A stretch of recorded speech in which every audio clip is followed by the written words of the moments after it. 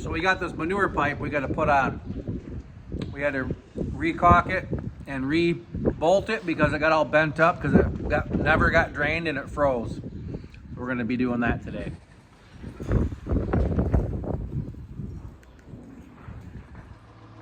You gonna be able to pick that thing up? I don't know. It's a stout unit. Oh, this won't be too bad. Thing got a curve to it. That's what happens when you get froze.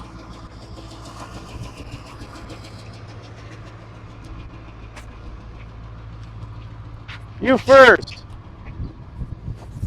Oh.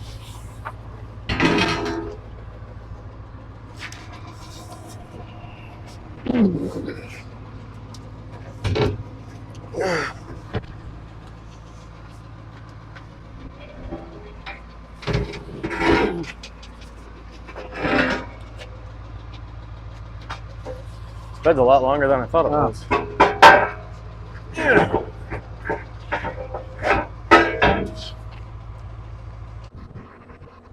Extremely windy. Hey, I'm glad we're doing it on the windiest day of the year. Maybe we shouldn't. Huh? Maybe we shouldn't. So I'm kind of thinking. It's not too windy up here. I lied. It's a little bit. Yeah, you got to pull down on it. Whoa!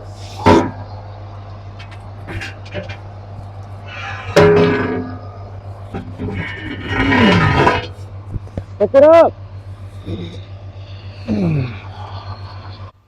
It was just way too windy today to do this job. So we just unloaded the pipe and we were going to do it on another day. It was not safe to be up in the air with a pipe swinging around. You can't quite tell by the trees moving in this picture, but it was pretty gusty, especially around the curve of that slurry store. A couple days later was a much calmer morning. So I decided today was the day we were going to have to get this job done. And I didn't think it was going to turn into what it really turned into. First of all, I just had to move the spreader out of the way. So all the batteries are dead on this whole Ford. At least they're not hard to get at. They're right underneath this thing, but now I got to go find my jumper cables so I can move it, put my pipe up. It's a lot better day today than it was when we first started. It was way too windy, way too dangerous to do this job. So I got to go find my jumper cables.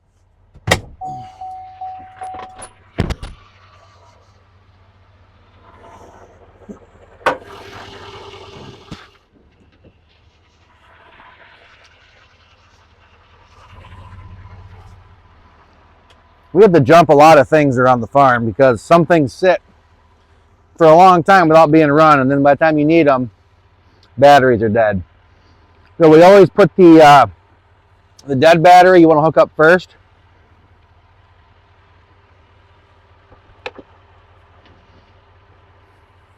And then you want your negative connection to be the last one, because if there's a draw on the dead battery vehicle, it'll have a little spark when you hook it up. So you don't want that to be by your battery in case there's a hydrogen leak, hydrogen gas leak, because it could potentially explode. So that's why you always see people put this one on the frame or on the ground somewhere.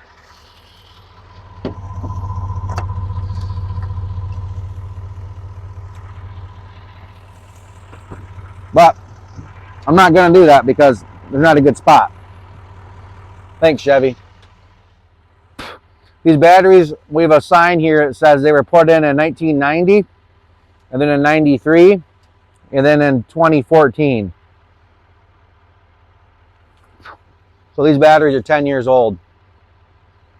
But they still work when we jump it.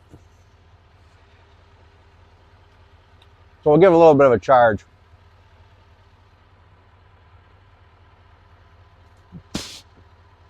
Also, if you see me taking pills, they're sunflower seeds. I got them in this is what we sample our milk in. little milk sample bottle. It's about, I don't know, maybe 2 ounces, like a shot glass. And if you fill these up with sunflower seed, this is like a good amount to get you through a couple hours, or maybe an hour. But I fill a couple of these up and I have them in my truck. It's real easy to keep it going, but it's a pretty bad addiction when you just got to keep having more and more of them. And it kind of tears your mouth up with all the salt and the pokey seeds. But I'm sure there's worse things that you could be addicted to, but being addicted to anything's not good.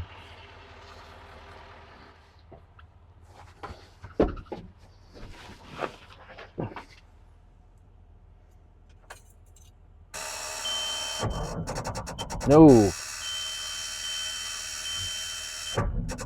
Not gonna have it. What the inside of your truck looks like.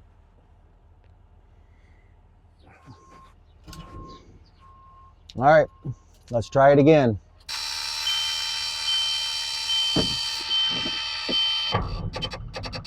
Come on. I got an idea. I think Clayton jumped it off the solenoid, so we'll try that. Ow! Got my foot stuck in that hole.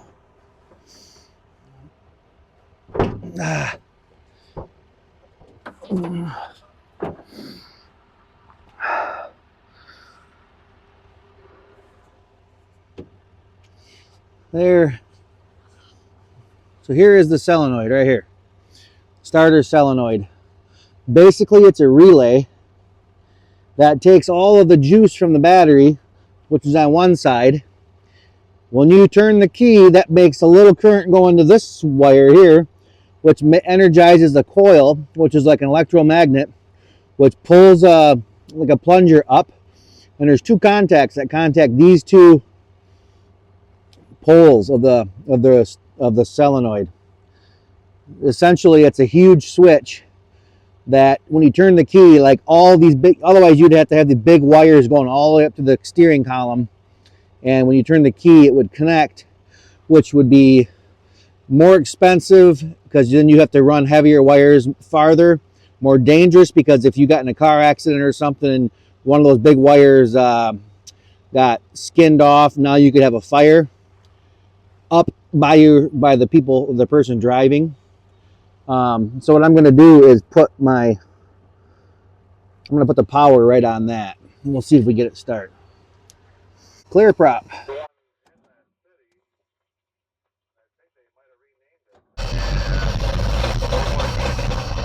We got it. A little smoke, but we got it. What in the world? How can a bird be flying around and be like, "Oop, I gotta poop out an egg"? Oh, it broke when it hit the ground. I mean, I've had that kind of experience coming back from fast food that wasn't so good, but maybe it's the same with birds.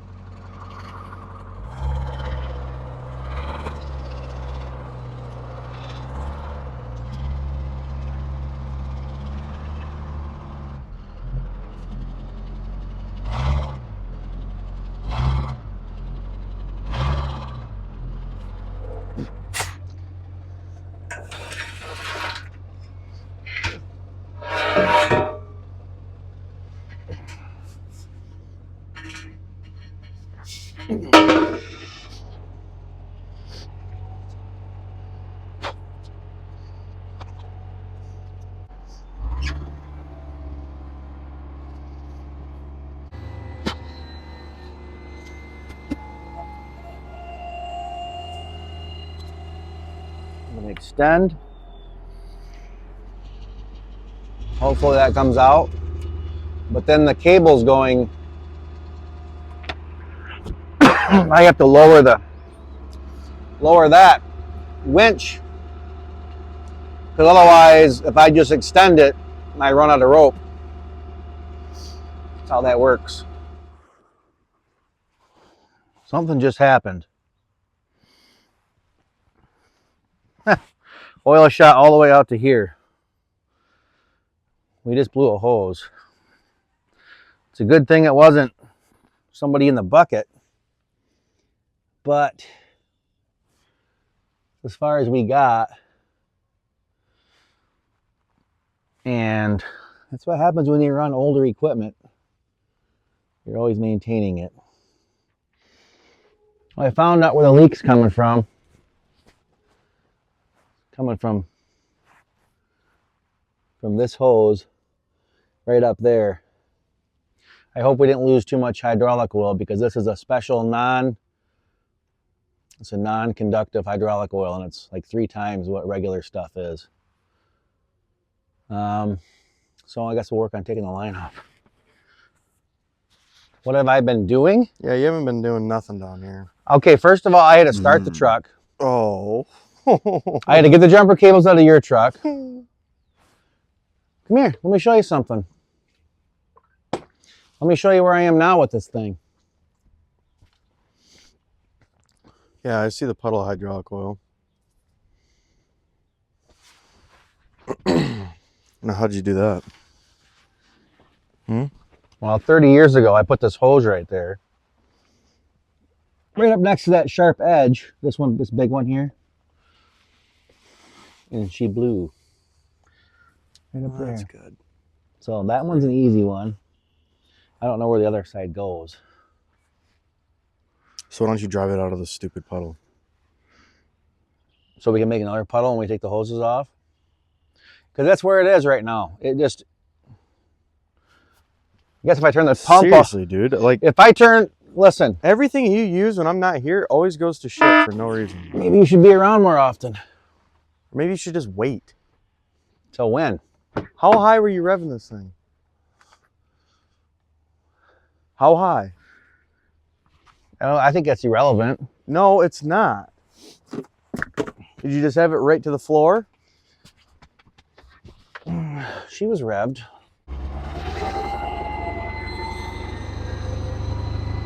That's why. She was revved a little bit. That's why. You got cold oil and high pressure. So you can take that line off. It's called a because relief. You neglected to even take care of the machine. This pedal here is a little sticky. It doesn't matter. There's a switch right on the bumper that will go right to 1,000 or 1,200. You don't even have to play with the foot pedal. So you're saying it's my fault? Yes, it is your fault. My fault that the hose has got a bad spot in it. It's your fault the hose blew. Because every time I've used it, I never blew a hose. Well, it has to happen sometime. Yeah, well, maybe you just need to take responsibility on the fact that you don't know how to operate it.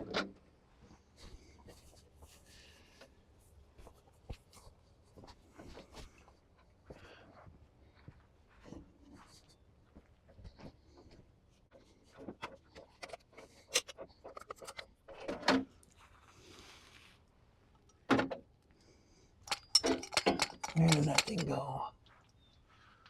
Oh, son of a... I got white silicone instead of clear. And I can't move this thing ahead because that's where the hydraulic oil goes. What? I can't pull this tight because the downriggers are down. So that your main feed line? Or is it for your downriggers because you put...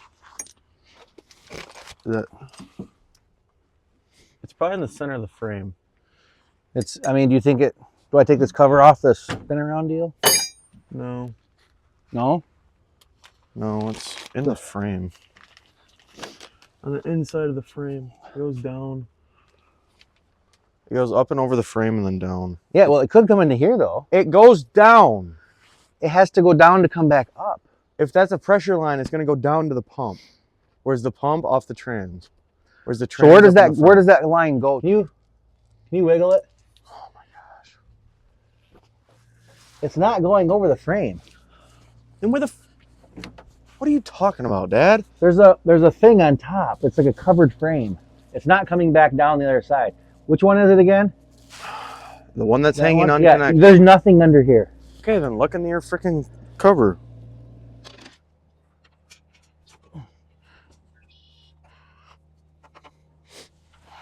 I think it is that one right there. I can see that Thank you. The outside of the hose is wrapped. It's got a wrap that goes around it, and these other hoses are smooth. I'm pretty sure that's the one. Not easy. Most times it's not easy.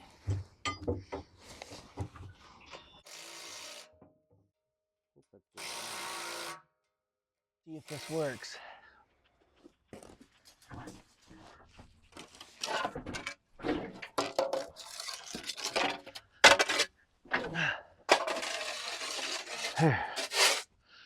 It did work. Now I can pull the new one back through with that rope.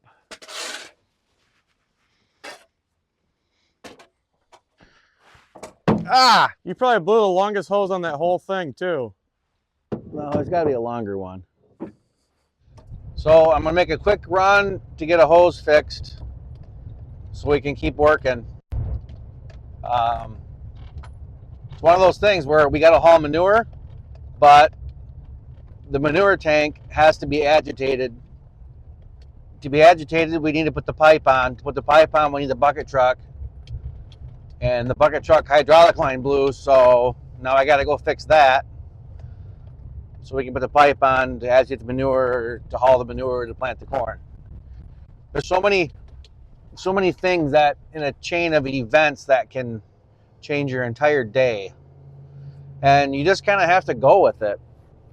You can't blow up and let it ruin your day. Yesterday I yelled at Clayton for something that I really shouldn't have, and I was sorry for it. I apologized to him. I just hope that I'll be able to handle myself better in stressful situations. And that's something that I'm working on, and I think it's something that I think everybody needs to just work on. How to handle yourself in stressful situations. I got back with the hose and tied my rope onto the end of the hose, and needed Clayton's help to pull it through because I had to go around corners and stuff, which it was a success. We actually got it through there, hooked up. Now we're running the bucket truck, and we had to put the Y on first. We had to change the valve underneath of it. Then we got the Y on. Once he gets that tightened down, now we're going to lift the pipe up. And the nice thing about the bucket truck is with a winch, you can just lift right straight up. And especially when you're doing like pipes like this, it's so convenient compared to just using the bucket tractor where there's an arc of the lift. It makes it quite challenging to lift things vertically with a bucket tractor. So Clayton's putting the top U-bolt brace on right now. It was a nice day to do it. Sun was out. It was actually pretty warm out too. Now I tied some of the tools that he needed to put the gun on the top of the pipe to the rope. This looks like the Apollo mission where the little spacecraft thing leaves the moon, which never really happened, but that's what it looked like anyways. And here we're trying to set the gun flat on top of the pipe, which was a balancing act because it was such a funny weighted thing. It was awkward. But we got it up there, and Clayton had to do a quick grab there for his bolts. This gun has got two pivots, an up and down pivot and a sideways pivot. So you can position it any way you need it. As I was trying to put this bucket truck back into the road position, all retracted, there was something that would not go back in because it was rusted. And lo and behold, there was a bunch of bird's nest in there where the hydraulic lines were supposed to fold up and go back inside this area. And right here, I'm spraying it down. It's like a little bulldozer track type thing that keeps the hydraulic lines together. And it went out under the force, but I could not get that thing to go back. It kept going up too high, no matter how much WD-40 I put on it. After a couple hours and a lot of sunflower seeds later, we got the job done. Unfortunately, the bucket truck has got a problem with the little like bulldozer track thing that holds the hydraulic lines and lets them fold back up when it retracts. And and I could not get them to be loosened up because the bird made a nest in there, and all the moisture of that made it rust together. So I'm gonna see if I can get another one of those tracks, those bulldozer track things, and then maybe somebody can come out and fix some controls on there, because there's quite a lot of levers that don't work, and if the thing don't work, it's useless. It's one of those things where it's gotta work 100%, or else there's no point of it. I'm on top of the slurry store now. That's what we got it to do. Mix it over the top. This is how we break the crust up. By going over the top, you're able to aim and chop up all this floating crust. And as it's spraying down there, you can imagine I was covered by a mist of manure. This whole job was due to the lack of the pipe being drained properly in the fall. Totally avoidable. It's one of those things.